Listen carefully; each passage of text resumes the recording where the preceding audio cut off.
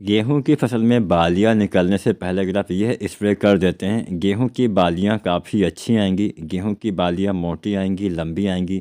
बालियों के अंदर दाने का भराव बहुत ही अच्छे से होगा और आपको अच्छा उत्पादन मिलेगा। अभी तक हमने जितना भी मेहनत किया हुआ है, अब हमें उसका फल मिलने वाला है। हमारी बालियाँ अगर अच्छी आती हैं तो ही हमें अच्छा फल मिलता है। लेकिन कुछ गलतियाँ अगर आप इन अवस्थाओं में कर देते हैं, खासकर बालियाँ निकलने से पहले अगर आप कुछ गलती करते हैं तो काफ़ी नुकसान आपको उठाना पड़ सकता है। आपकी मेहनत बेकार हो सकती है। तो मेहनत बेकार ना हो, इसके लिए समय समय पे मैं वीडियो डालता रहता हूँ।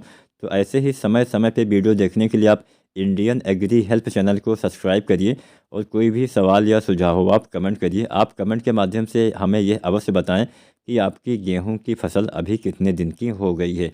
तो चलिए जानते हैं बालियां आने से पहले क्या सावधानी बरतनी होती है।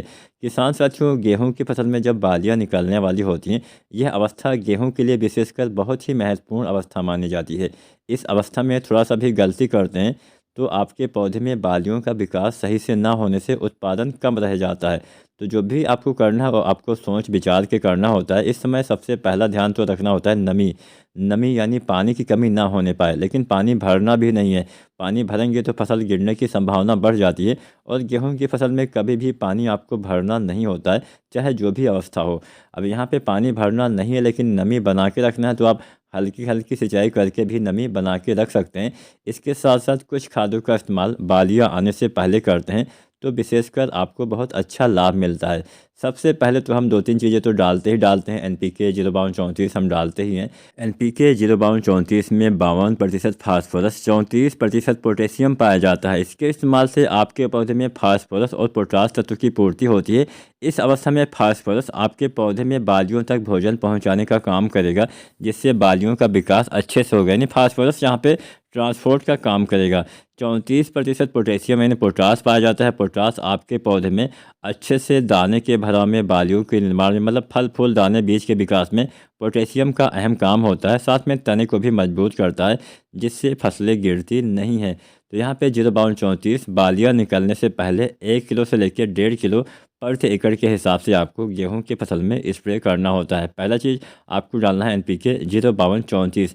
दूसरा चीज़ इसके साथ आप डाल सकते हैं जिंक, जो 12% वाली जो एडिटिया जिंक आती है चिलेटेड वाली। इसका इस्तेमाल अगर आप इस अवस्था में बालियाँ निकलने से पहले करते हैं, बहुत ही ज़बरदस्त फ़ायदा आपको दिखाई देगा। इस समय जिंक डालने से आपके पौधे में भोजन प्रचुर मात्रा में बनता है। जब पौधे में भोजन किसी भी अवस्था में अच्छे से बनेगा तो उस अवस्था में जो भी चीज़ होता है वो अच्छे से होता है। इस अवस्था में बालियों का निर्माण होता है, तो बालियों का निर्माण बहुत सही ढंग से होता है, जिससे बालियाँ स्वस्थ अच्छी आती हैं, दाने की संख्या भी काफ़ी अच्छी आती है। तो जो जिंक आता है 12% वाला, इसी का इस्तेमाल आप कर सकते हैं। जिंक सल्फेट आप नहीं डाल सकते हैं, क्योंकि हम NPK 05234 डालेंगे, जिसमें 52% फास्फोरस भी पाया जाता है। और फास्फोरस वाली किसी भी खाद के साथ आप जिंक सल्फेट का इस्तेमाल नहीं कर सकते हैं। केवल 12% वाले जिंक डाल सकते हैं। वो भी कुछ सावधानियाँ बरतनी होती है। अलग अलग घोल बना के एक साथ आप इस्तेमाल कर सकते हैं। तो जिंक 12% वाली 120 ग्राम आपको लेना है।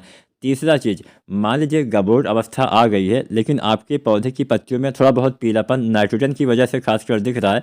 तो ऐसी दशा में, ऐसी कंडीशन में आपको 1, 2 या 2.5 किलो, आपको मतलब 1 से 3 किलो तक आप यूरिया इस्तेमाल कर सकते हैं। यूरिया वैसे तो इस समय नहीं डालना चाहिए, लेकिन पीलापन आ गया है तो मिट्टी में आपको यूरिया नहीं डालना है। यूरिया का आपको स्प्रे कर देना है। तो जो नीम लेपित यूरिया आती है उसकी आपको लगभग 1 किलो से लेकर 2 या 2.5 या 3 किलो, मतलब अपनी फसल में पीलापन के हिसाब से आपको यूरिया का चुनाव करना है। अगर पीलापन नहीं है तो यूरिया आपको नहीं भी डालना है। ऐसा कोई कंपलसरी नहीं है कि आपको यूरिया डालना ही डालना है। पीलापन हो उस दशा में आपको यूरिया 1 से 1.5 या 2 किलो तक इस्तेमाल करते हैं, अच्छा लाभ मिलेगा।